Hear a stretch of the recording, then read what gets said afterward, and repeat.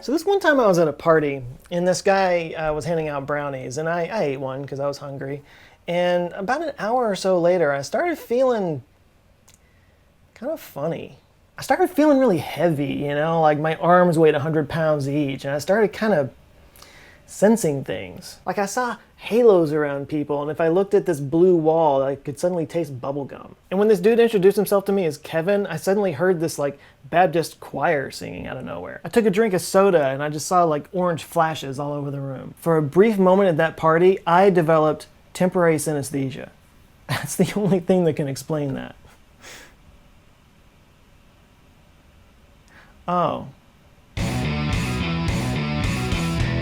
Synesthesia is a rare condition that gives the people that have it sort of a superpower. Synesthetes, as they're known, kind of have all of their senses tied up in a knot, and they experience the world very differently than we do. They can taste shapes, feel sounds, smell words, associate numbers with colors, even see time. This is a real thing. No brownies required.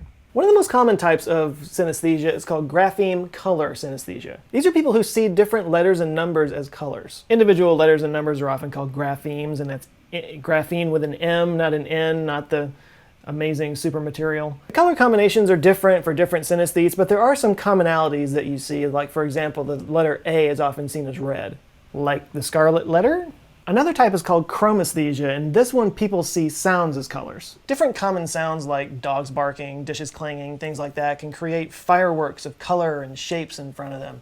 And music can present itself as waves and patterns of colors. In fact, a lot of people with chromesthesia actually have perfect pitch because they can see whether or not they're in tune.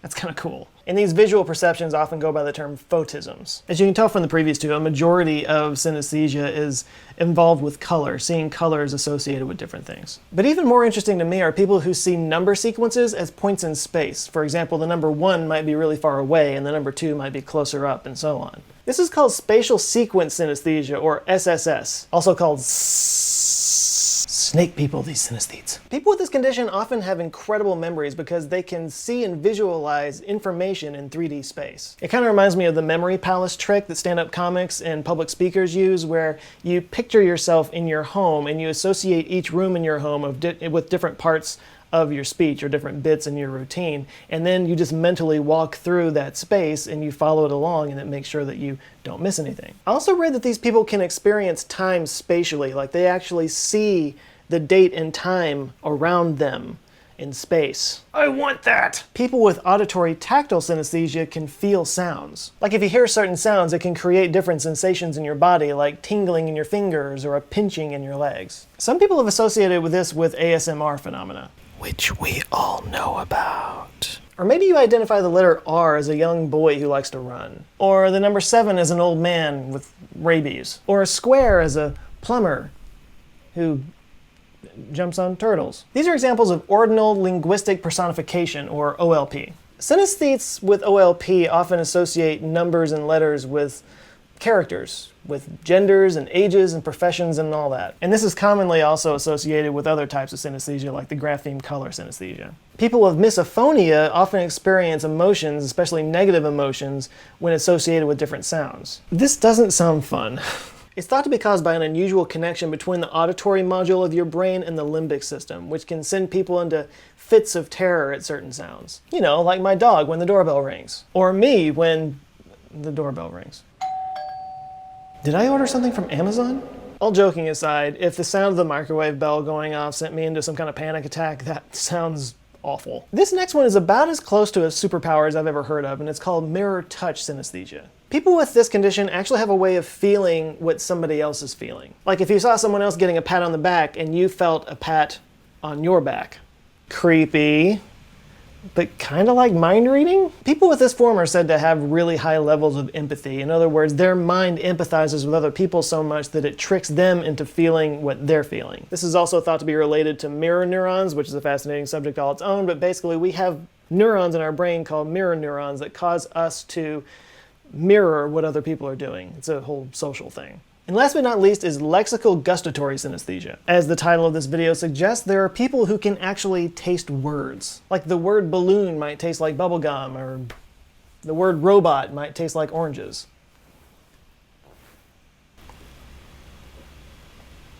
It's more like cabbage. All in all, there are over 80 different types of synesthesia, so what's up with this? Scientists don't really know yet, but the consensus is that it's some kind of cross-wiring between the different sensory modules in the brain that the rest of the population doesn't have. The normies.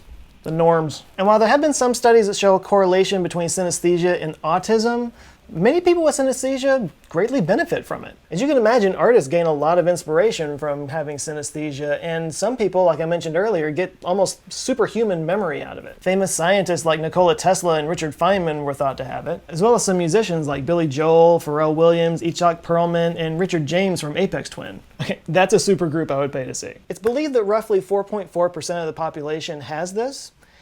And right now, my channel has about 89,000 subscribers, which means that there should be around 3,916 of you that have this. And if you do, I want to hear about it in the comments. Share your experiences down below. Is it anything like the types that I mentioned? Is it something that you feel like helps you out? Is it something that's annoying? Is it just life? And if you can answer the question, I want to know, what does this video taste like? I'm gonna really regret asking that. Thanks a lot for watching, and hey, if you like this shirt, you might like this one. You also might like this one. You also might like any of the dozens of shirts that we have available at answerswithjoe.com/shirts. They are fun, they are sciencey. Go check them out. Get some!